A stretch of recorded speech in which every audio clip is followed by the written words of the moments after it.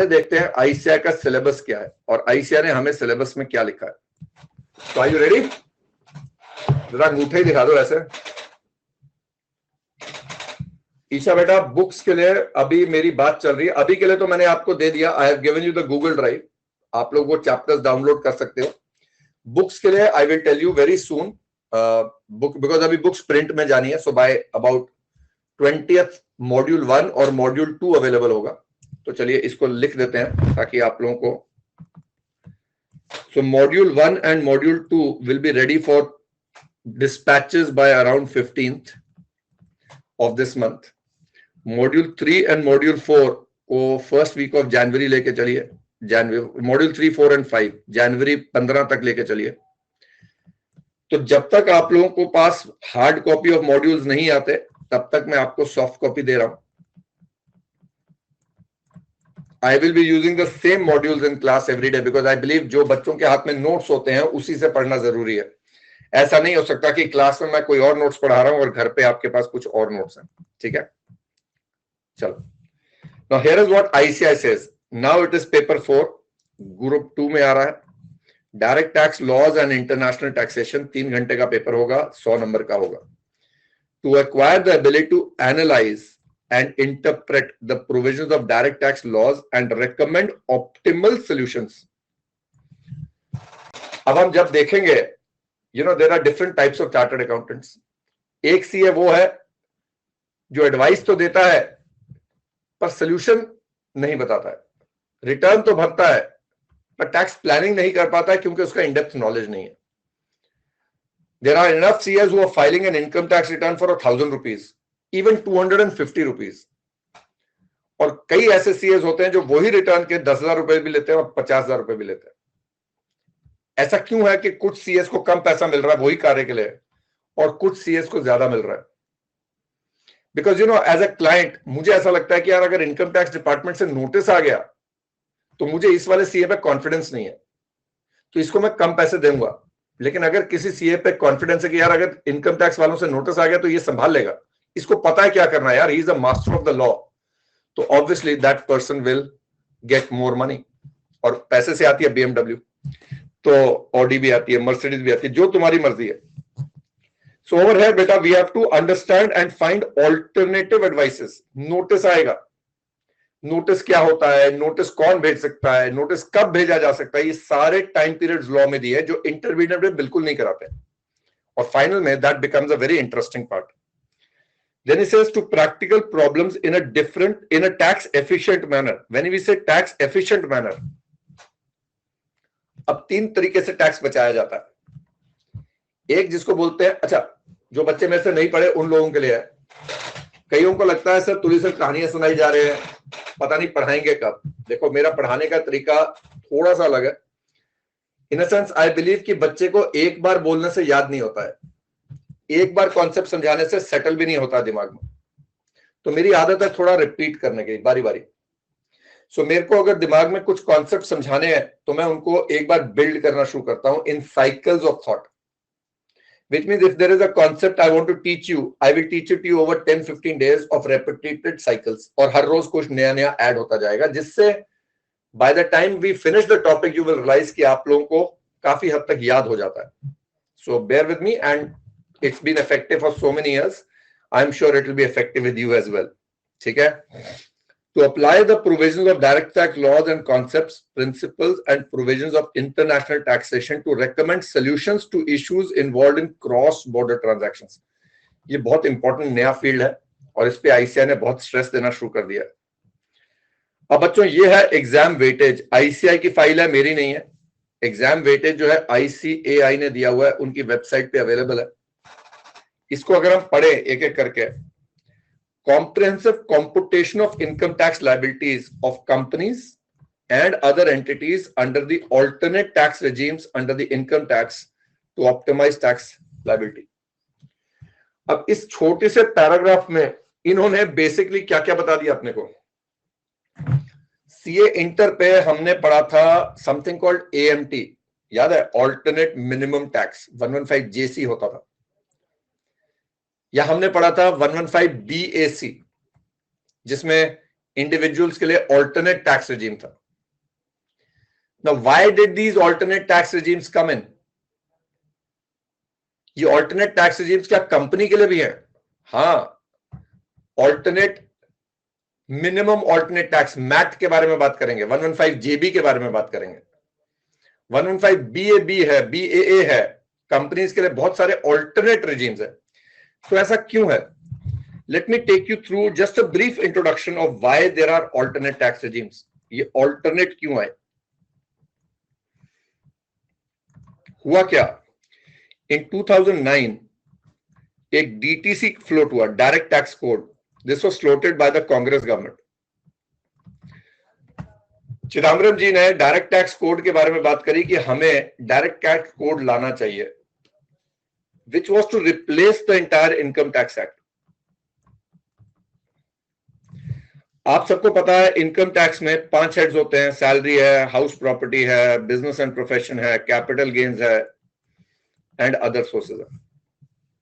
इनमें बहुत सारे खर्चों का डिडक्शन मिलता है। फिर हमारे पास 5 हेड्स का इनकम आता है, फिर हम कुछ क्लबिंग करते हैं, फिर हम कुछ सेट ऑफ लॉसेस करते हैं, फिर हमारे पास जीटीआई आता है और उसमें से कुछ 80C to 80U का डिडक्शन दिया जाता है, और फिर आता है टोटल इनकम और उस पर टैक्स के रेट्स लगते हैं। Now DTC ने wanted to simplify the tax law. अब इनकम टैक्स ऐसी चीज है जो धरती पे कहीं सिंप्लीफाई नहीं हुई है, but anyway they wanted to simplify the income tax law. So what they did was, इन्होंने एक न्यू एक्ट का बुक पब्लिक को दिया फॉर डिस्कशन।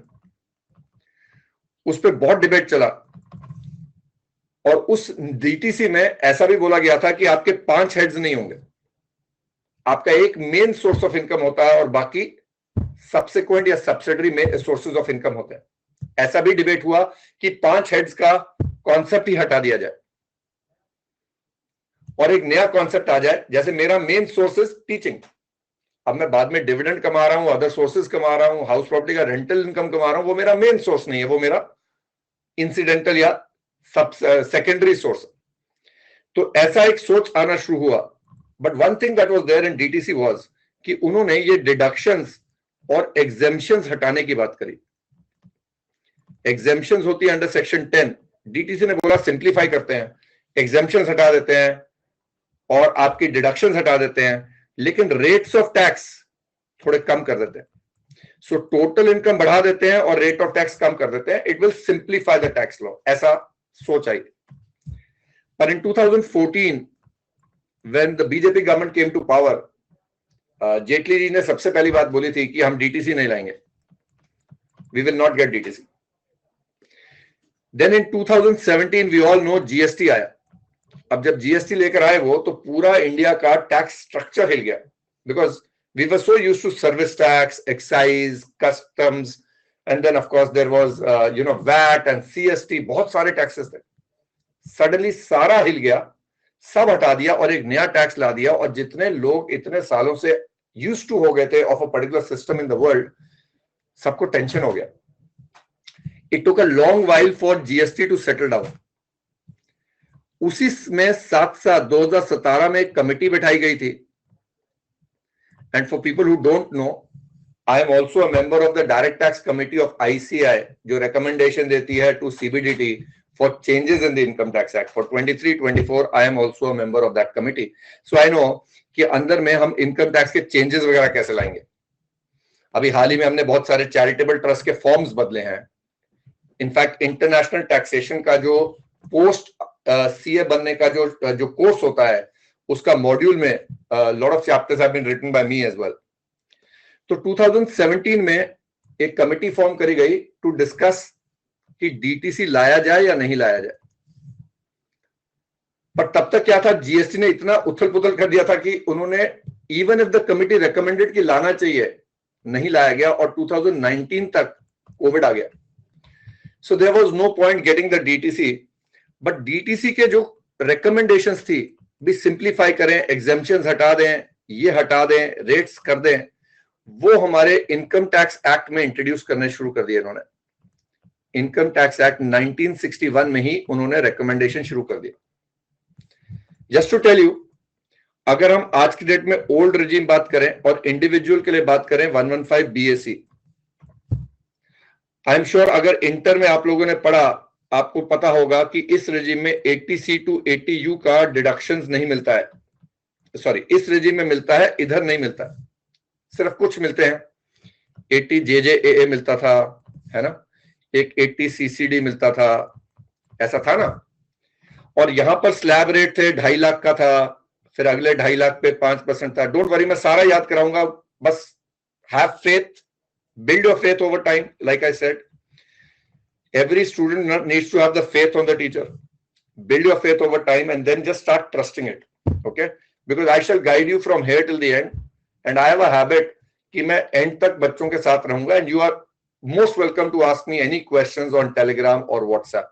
ठीक है, that confidence I need to build between us, ताकि आप लोगों को ये ना लगे कि सर ने क्लास ली, खत्म करा, कुछ समझ में आया नहीं आया, क्या करें। I am your friend and like I said, you have to trust your friend. ठीक है, तो यहां पर जब इन्होंने ये करे 2.5 लाख से 5% है, फिर अगले 5 लाख पे 20% है, फिर उसके ऊपर 30% है। यहां क्या कर दिया था, यहां पर आप लोगों के टाइम पे जब आपने पढ़ा 2.5 लाख तक नील था, फिर 2.5 लाख तक 5% था, फिर 2.5 लाख तक 10% था, फिर 2.5 लाख तक 15% था, ये सारा ऐसे चलते गए। यानी उन्होंने रेट्स ऑफ टैक्स कम करे और टोटल इनकम बढ़ा दी। That is exactly what DTC was recommending.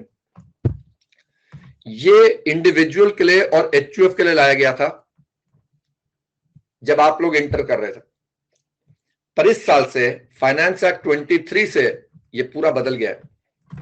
पहली बात, ये इंडिविजुअल HUF के साथ AOP, BOI सबके लिए आ गया।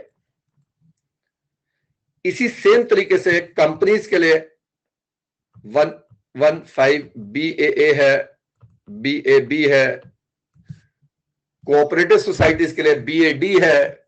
यानी हर एक का उन्होंने ऑल्टरनेट टैक्स क्यों लाया गया, ताकि DTC की प्रोविजंस को धीरे धीरे इंट्रोड्यूस करा जाए। अब मैं बताता हूं आगे जाके क्या होगा। जैसे जब आप लोग इंटर कर रहे थे तो ये डिफॉल्ट टैक्स रेजीम होता था और हम ऑप्ट कर सकते थे for the 115 BAC। Do you remember this? बताते जाओ, मुझे याद है नहीं है, एक बार बताते जाओ। याद है? हाँ, पर अब क्या हो गया, अब ये डिफॉल्ट टैक्स रेजिम होगी इस साल से। This becomes default tax regime and you can opt out of it if you still want. तो उल्टा हो रहा है, अब धीरे धीरे वो BAC को और इनको डिफॉल्ट कर रहे हैं धीरे धीरे। अब क्या होने वाला है, अभी अगले साल इलेक्शन आ रही है, if the BJP government wins again and they come back, ये हटने वाला है। ये सारे पुराने वाले रेजिम्स हट जाएंगी and the alternate tax regime will become the only tax regime। यानी जितनी डिडक्शंस हम पढ़ते थे सारी जाने वाली हैं। and that is the best part about law, it is constantly changing। and आप लोगों को किसी भी लॉ के साथ इमोशनल होके प्यार नहीं हो जाना चाहिए। अरे सर 80C इतने प्यार से पढ़े थे सर वो कैसे निकाल देंगे, अरे गया तो गया यार, उसको भूल जाओ, भी आगे चलेंगे।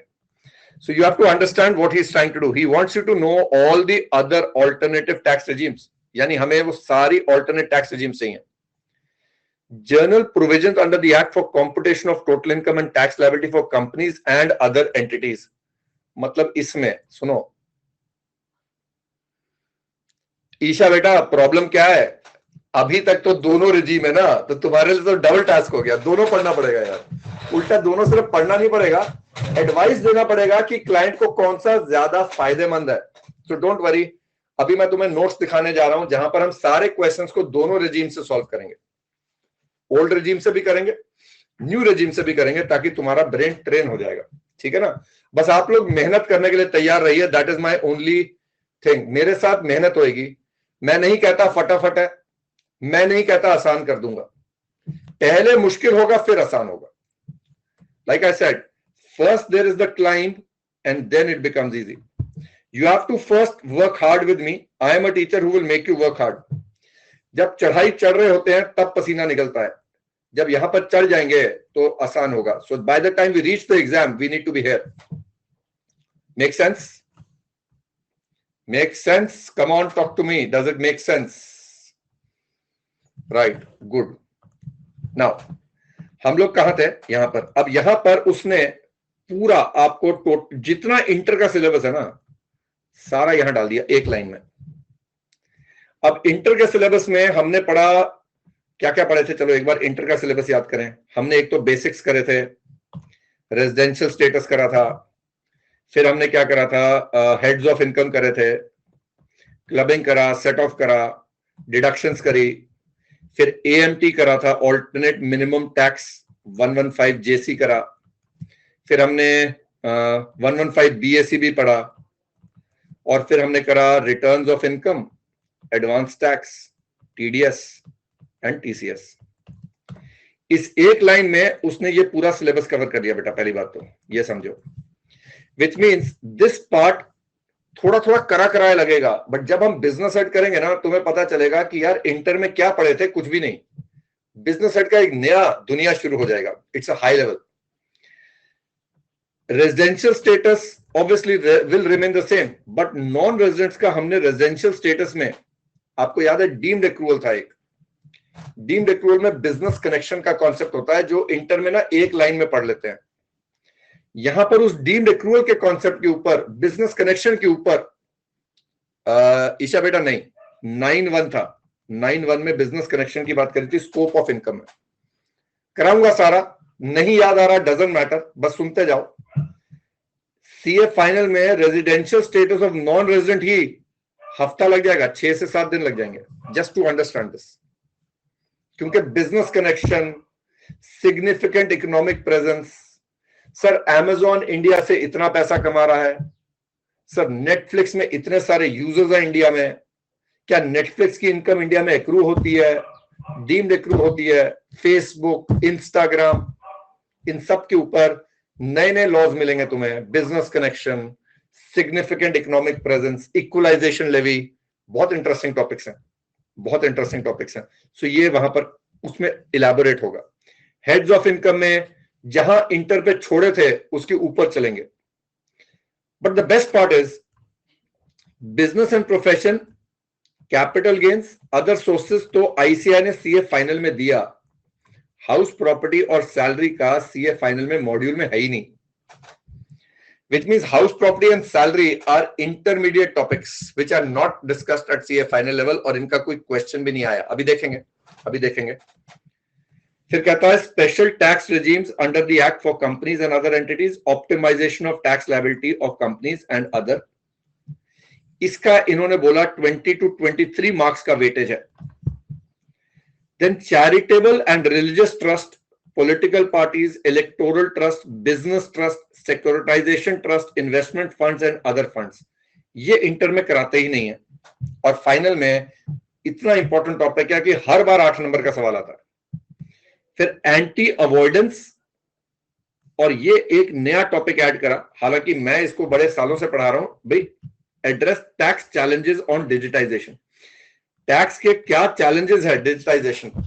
पेटीएम के थ्रू पेमेंट हो रहा है, जीपे के थ्रू पेमेंट हो रहा है, इंटरनेशनली भी पेमेंट आजकल ऑनलाइन जा रहा है। तो इस सब का टैक्स के साथ क्या चैलेंजेस है? Because our entire income tax बच्चों इज बेस्ड ऑन व्हाट, पता है? Accrual in India, received in India, deemed to accrue in India. अब आप सोचो, एक बंदा इंडिया से न्यूयॉर्क जा रहा है और उसने अपने मोबाइल पे while he is above London अपना सॉफ्टवेयर बेच दिया। कई फ्लाइट्स में इंटरनेट अलाउड होता है, सॉफ्टवेयर इंडिया के सर्वर पे पड़ा है, बेचा उसने यूएस के बंदे को लंदन के ऊपर। तो अब इसका क्या करें? ज्यूरिसडिक्शन क्या है इसका? तो ऐसे चैलेंजेस ऑन डिजिटाइजेशन की बात करेंगे। पहले ये बताओ, are you finding it interesting? पहले तो ये बताओ, आई एम वेरी एक्साइटेड। तुम लोग हो या नहीं हो ये भी तो पता होना चाहिए ना।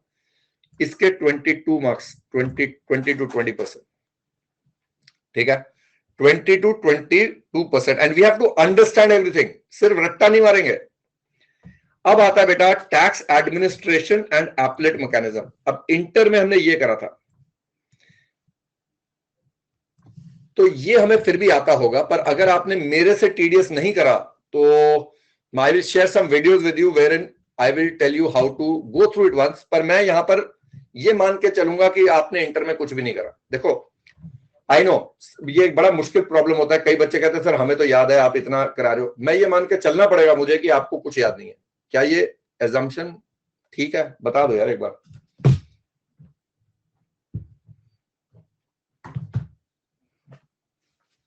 हाँ, तो हम ये मान के चलेंगे कि सारा करना है। अब income tax authorities, assessment procedures, appeal revision, ये तो इंटर में कराते ही नहीं है। Then there are something called taxation of undisclosed income. Income में ना 2 मिनट में करा देते थे कि 60% टैक्स लगता है। यहां पर पूरा you have to go through each section, case study है इसके ऊपर इतनी सारी, बड़ा मजा आता है इस पे भाई, क्यों आए थे ये sections. Undisclosed foreign income and assets, penalties and offences, miscellaneous provisions, tax audit. अब इन सब पे उसने बोला will be 20 to 30% marks. So these are 2 topics he's given. Then he says third topic is international taxation. Transfer taxation of cross-border transactions and non-resident taxation. Transfer pricing, non-resident taxation, DTAA, advance ruling, बड़ा interesting है। Then international treaties, भाई OECD क्या है, UN model क्या है, base erosion, profit shifting क्यों आया, ये क्या होता है देखो। अब फॉर एग्जांपल अगर मैं बोलूं कि सिंगापुर में टैक्स नहीं लगता, या हम बोले कि मॉरिशस में टैक्स नहीं लगता, या हम बोले दुबई में टैक्स नहीं लगता है, तो हमारे HNIs, हाई नेटवर्थ इंडिविजुअल्स क्या करते हैं, ये अपना इनकम टैक्स का बेस इंडिया से शिफ्ट करके सिंगापुर ले जाते हैं। कैसे करते हैं, इनके पास एक team of very intelligent people होती है जिनको लॉ पूरी तरह आता है। एंड नीडलेस टू से वो टीम में सिर्फ कौन होंगे, चार्टर्ड अकाउंटेंट्स होंगे। और वो चार्टर्ड अकाउंटेंट्स इंटरनेशनली लॉ पढ़ चुके होते हैं, सिर्फ इंडिया का नहीं, बाकी कंट्रीज का। और वो ये बताते हैं कि आपका इनकम चाहे फैक्ट्री इंडिया में है, हम सिंगापुर में एक्रूवल दिखा सकते हैं, यानी taxability will be in Singapore and Singapore has 0 tax. तो इंडिया कहती है काम हमारे देश में हो रहा है इंडिया में, पर टैक्स सिंगापुर को मिल रहा है और वो ले नहीं रहे हैं, तो ये बच्चे तो एंजॉय कर रहे हैं। तो उसको बोलते हैं बेस इरोजन, प्रॉफिट शिफ्टिंग। हमारा बेस हिल गया, अब देश कैसे चलाएंगे अगर टैक्स नहीं मिलेगा, अमीर लोग ही भाग जाएंगे। तो सो ये जो G20 नेशंस हैं, ये लोग मिलते हैं, एग्रीमेंट्स करते हैं, क्योंकि हर देश की यही प्रॉब्लम है। ये कहा जाता है कि एप्पल का इतना सारा प्रॉफिट है जो अमेरिका में टैक्स नहीं लगता है, क्योंकि उन्होंने जाके कंपनी किसी और देश में बनाई हुई है जहां पर टैक्स नहीं लगता है, टैक्स हेवंस बोलते हैं उनको। So this is an international problem. So countries across the world have gotten together and they have started entering into treaties. और हाल ही में 2 साल पहले एक मिनिमम टैक्स का कॉन्सेप्ट फ्लोट करा गया कि ऐसी कोई कंट्री नहीं हो सकती पूरे धरती पे जो 0 टैक्स ले, because otherwise people are shifting their companies and profits from one country to the 0 tax country. Therefore बड़ी कंट्रीज का नुकसान हो रहा है। वो विदहोल्डिंग टैक्स, एक 15% का मिनिमम टैक्स का कॉन्सेप्ट फ्लोट करा गया था 3 साल पहले, 2 साल पहले, और वो सारी बातें हम यहां पर करेंगे। इंटरप्रिटेशन ऑफ ट्रीटीज कैसे होता है, latest developments in international taxation, and this again पूरा इंटरनेशनल टैक्सेशन इज 30 मार्क्स। अब मैं बताता हूं ICAI ने मॉड्यूल्स कैसे दिए हुए हैं। Organisation of Economic Cooperation and Development, OECD, ठीक है। Now these are ICAI modules बेटा। ICAI के मॉड्यूल्स के ये चैप्टर्स है, मैंने यहां डाल दिए ताकि आप लोगों को पूरी तरह ध्यान से हो। अच्छा, एक बात और याद रखना, ICAI में कोई ऐसा टॉपिक नहीं होगा मॉड्यूल में जो हमने नोट्स में कवर नहीं करा होगा। सो आपका स्ट्रेस ना इस पे नहीं होना चाहिए कि तुली सर ने क्या कवर करा क्या नहीं। I been around for 20 odd years, don't worry. मैंने बीच में एक थोड़ा सा ब्रेक ले लिया था फ्रॉम टीचिंग, मुझे लगा शायद बहुत पढ़ा लिया 16-17 साल चंडीगढ़ में, बट वो कहते हैं ना once a teacher always a teacher. तो अनअकैडमी का ऑफर आया 2021 में, आई रीस्टार्टेड। इंटर में बहुत मजा आया, बहुत सारे बच्चों ने ज्वाइन कर लिया, अब तो खैर इट्स बिकम सच ए वो। तो अब the natural thing was to restart CA final as well. तो I am just coming back after a 3-4 year gap, don't worry. बहुत सारे तुम्हारे बड़े बड़े टीचर्स हैं जो मेरे से पढ़ चुके हैं। नितिन गोयल सर का नाम सुना होगा तुमने, राहुल गर्ग सर का नाम सुना होगा, ये सारे मेरे स्टूडेंट्स रह चुके हैं CA फाइनल में। तो I want all of us to now, I need new rank holders, so I need you all to now get me the ranks. Question is, will you be able to work hard with me to get those ranks? पहले तो commitment करो यार, फिर आगे चलेंगे, ऐसे मजा नहीं आएगा। अरे कमिटमेंट करो, एक किरण ने करी, everyone, yes, that's the moment. चलो अब आगे चलते हैं।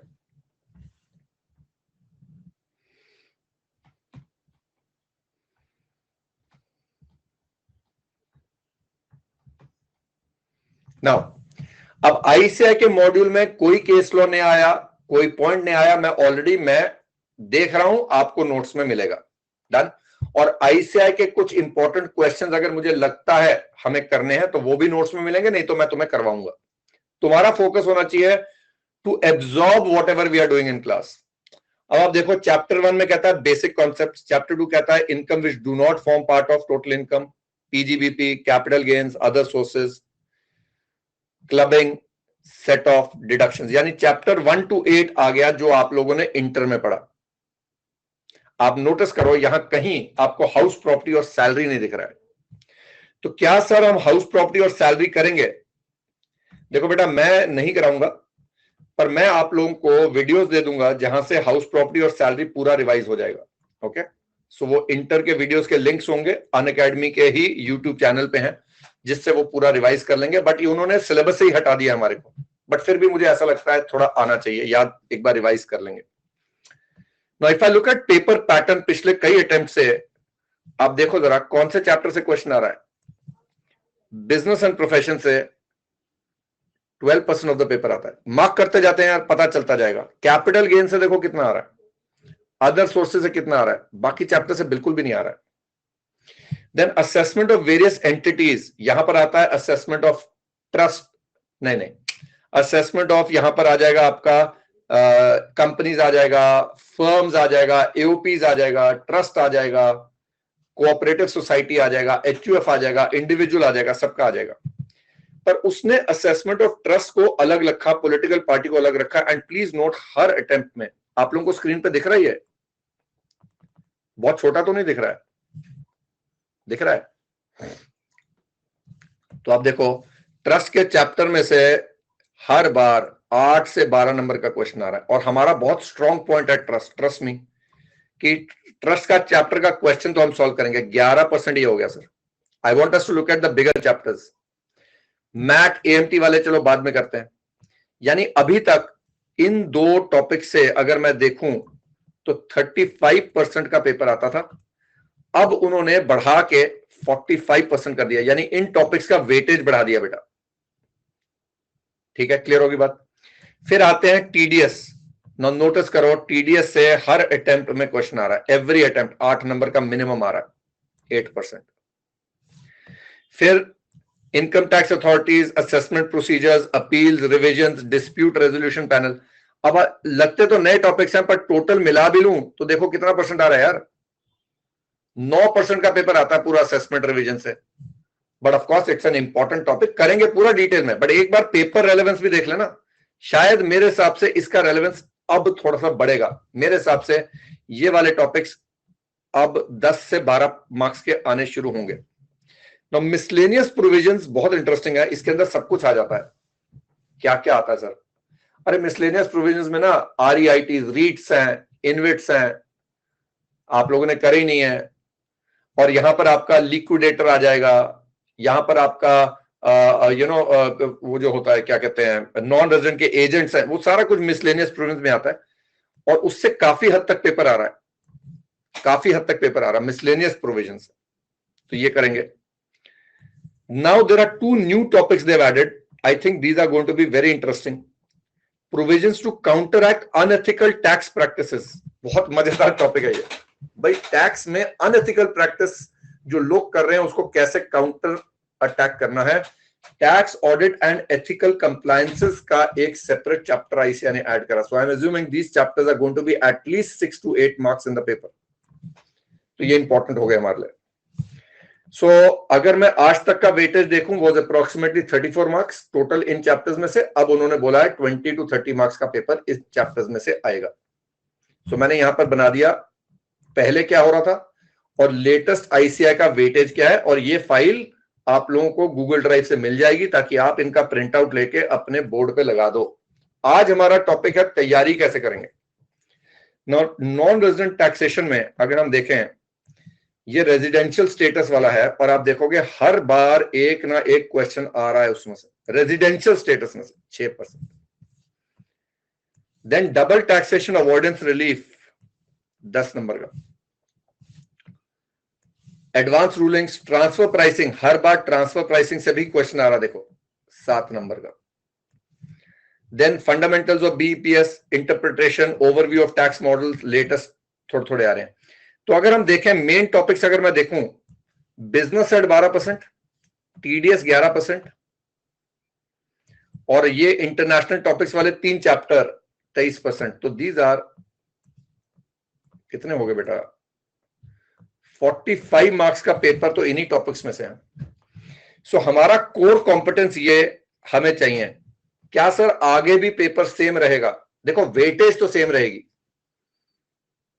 जो केस स्टडी आता है हमारे पास, मेन केस स्टडी का इंटर में भी उन्होंने बदल दिया, आउटलुक बदल दिया। पहले आता था X has bought this land and what is the capital gains फलाना फलाना। अभी पूरी कहानी आ रही है। X is married to Y, Y is a baker, she works on part-time basis, she has a kitchen garden where she sells flowers, X is into coaching, X also goes to do a part-time job, X's son is this, he has taken a job here, X's son's wife is doing this, X's brother, पूरा राम कहानी सुना रहे हैं like a practical situation. जैसे client हमारे सामने बैठ के कहानी बताता है ना, वैसे इन्होंने केस स्टडी डालना शुरू कर दिया। तो इसका प्रैक्टिस करना जरूरी है। Unacademy, let's crack it. आपको, अगर आप लोगों ने देखा मॉड्यूल्स के बाद ना, हर मॉड्यूल के एंड में दिया हुआ क्रॉसवर्ड पजल। बताओ, क्रॉसवर्ड पजल भी डाल दिया इन्होंने, एंड केस स्टडी। हम वो सारे case studies and crossword puzzles यहां पर चैप्टर के बाद खत्म करेंगे। डन है? Everyone's clear? I hope you are getting the confidence of what we are going to be doing. ठीक है, ऑल सेट।